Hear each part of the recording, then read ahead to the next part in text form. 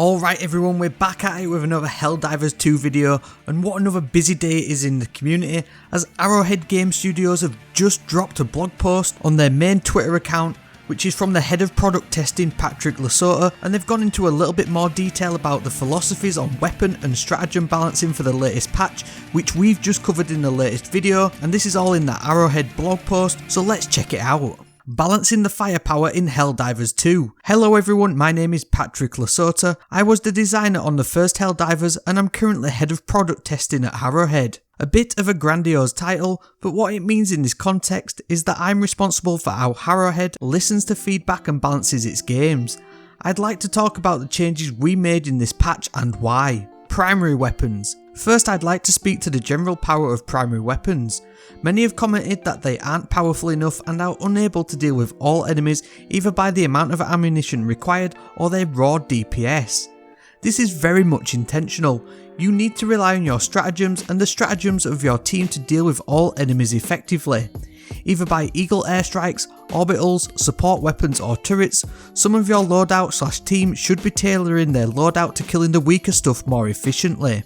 This doesn't mean that your primary weapon should feel good to use, but please understand that it's a primary only in the sense that it's something you always spawn in with. Nerfs and fantasy. I have since the game release seen many who say don't nerf, only buff, and other similar ideas. However, as a designer I can tell you that this is not a great idea, but I understand where the sentiment comes from. All too often in the games industry, the core fantasy and what makes a weapon feel good and fun is ignored for the sake of balance. I believe players are scared of nerfs because it will ruin the fantasy of a weapon, ruin their fun.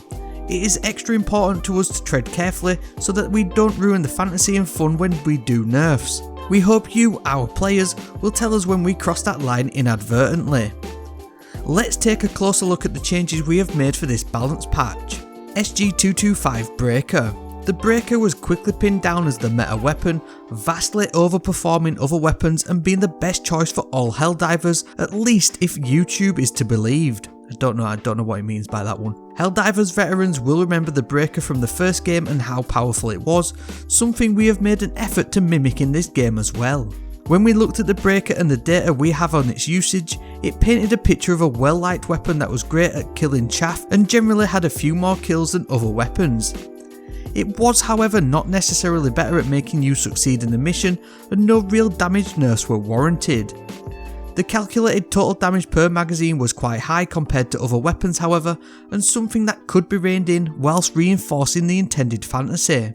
The fantasy of the Breaker is a powerful automatic shotgun that bucks wildly as you hose down targets in front of you.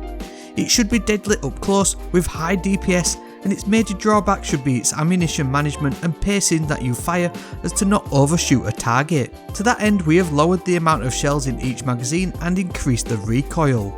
Again for the Breaker, I don't really see this as a nerf. They've obviously just lowered the total ammo capacity and added some recoil, making it a little bit trickier to use, but overall not too bad in my opinion. The post continues with the SG8 Punisher. The Punisher is a powerful pump shotgun that should hit hard, but be limited by its slow reload and fire rate. Its round reload allows you to have it constantly topped up and makes the ammunition efficiency fantastic. Unfortunately the Punisher had a bug with only half ammo being picked up each time you picked up ammunition, making its supposed great ammunition economy quite poor instead. It also had a weak impact when firing on enemies, often requiring multiple shots even at shorter range. To bring it more in line with its intended fantasy, we increased the damage per shotgun pellet, the stagger amount and the total amount of ammunition you can carry. We hope this will make it feel more punchy, as even if you don't kill a hunter with the first shot, you will most likely stagger it, giving you time for a follow-up. SG225SP Breaker Spray and Pray. The Breaker SMP was intended to be an even wilder, more point and destroy version of the regular Breaker. Something where pacing yourself would be even harder. A shotgun that requires you to get closer, but in comparison have a higher damage potential once up close. As many players commented however, it was mostly good for tickling anything larger than a scavenger. To bring it closer to the fantasy, we increased its armour penetration, increased its rate of fire from 300 RPM to 330 RPM, and increased the amount of shotgun pellets in each shot from 12 to 16. To compensate for this additional firepower, we reined in the magazine capacity from 32 to 26 as to not make it outshine the regular breaker too much in the ammunition economy department. The railgun, another one of the current meta weapons enforced by its convenience and efficiency. The railgun is intended to be a high-powered anti-tank sniper rifle, requiring both timing with the unsafe fire mode and accuracy where you have to hit your enemy. It was vastly overperforming in how safe it was to use and how convenient it was, not requiring a backpack or assistant to be effective, and not requiring wrist to take out even larger armoured targets. To that end, we have changed it so that the safe mode is capable of penetrating medium armour such as the automaton, scout walkers, but not more heavily armoured enemies like chargers and bile titans. For those targets, you must now run it in unsafe mode and overcharge it. In addition, we reined in the railgun's ability to damage massive body parts, meaning to get any real efficiency out of it you must score hits on heads and other weak points. We are aware it rose to prominence as part of other anti-tank weapons not being as convenient or efficient in comparison. We are monitoring the situation closely and will adjust more based on how this change plays out.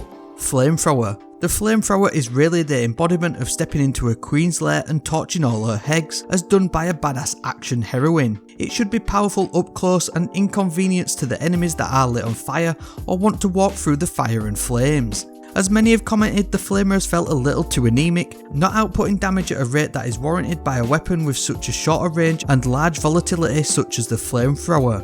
We have increased the flamethrower direct damage to be able to barbecue enemies that get close much faster. Please enjoy your Terminid barbecue device responsibly, as this also makes it even more volatile for any Helldivers caught in the stream. Laser cannon. Our original intent was that the laser cannon has the role of a machine gun, but with theoretically infinite ammunition. However, many players were somewhat disappointed by this role, expecting more armour penetration from the large drilling beam that it looks like, especially when looking at the orbital laser that can drill down and kill even the heaviest targets given enough time. Here we have decided to side with the community and shift the laser cannon more towards the players' expectations and their fantasy. The laser cannon has gained additional damage versus massive body parts, increased armour penetration to make it capable of dealing with medium armour, and better ergonomics to make it easier to stay on target. As this is quite a major change from the original intention of the weapon, please be prepared that it may change again in the future if these changes don't work out well. For now, let us know how it feels. Shield backpack. The shield backpack is safety at the expense of the backpack slot. Unfortunately, the safety offered up by the shield backpack was a bit too great, essentially allowing you to ignore many mechanics that contribute to the fun of Helldivers, such as knockback, shockwaves and giant explosions, obliterating you and your friends. To that end, we have increased the time the shields need before it starts regenerating, if not broken, quite significantly. This essentially means that you can't hide behind a rock for 5 seconds to get your full shield back, instead it will be a degrading health bar until it breaks. When the shield breaks, it will take longer to regenerate than before, but still significantly shorter than if it has not broken. To compensate for these extra times, the regen speed of the shield itself is near instant to max HP. This is only a partial solve in our minds for the shield backpack, but it should bring it out from the must-have meta slot it has filled currently. 120mm and 380mm barrages. The fantasy of these is an artillery storm, denying entry to the area in which they are active and raining down powerful shells on the target for a longer duration. They are primarily different from Eagle stratagems in that while the Eagle strikes are fast to arrive and have pinpoint accuracy, these have a longer active time but are less accurate. They have, however, not delivered on the feel of being active much longer or the saturated area denial effect. To bring them closer to the fantasy, we have decreased their scatter area and given them an extra salvo. They should still solve a different problem than the Eagles, but have more value now. In closing, I hope this gives you a greater insight into how we're thinking around balance and why we're making the changes that we have. Happy Helldiving!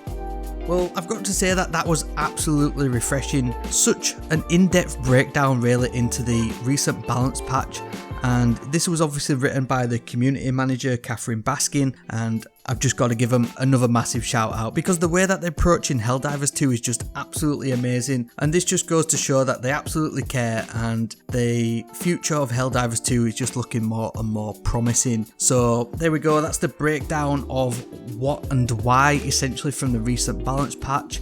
We covered all the breakdown of all the major changes in that balance patch in a video that came out earlier today. If you haven't seen it and you want to go through that one, we've also got some little news from around the community, and it's a fun little video to be fair, so if you want to see more of them then you know what to do, subscribe and all that good stuff. Again, appreciate everyone here, thank you very much, and like they say, happy hell diving.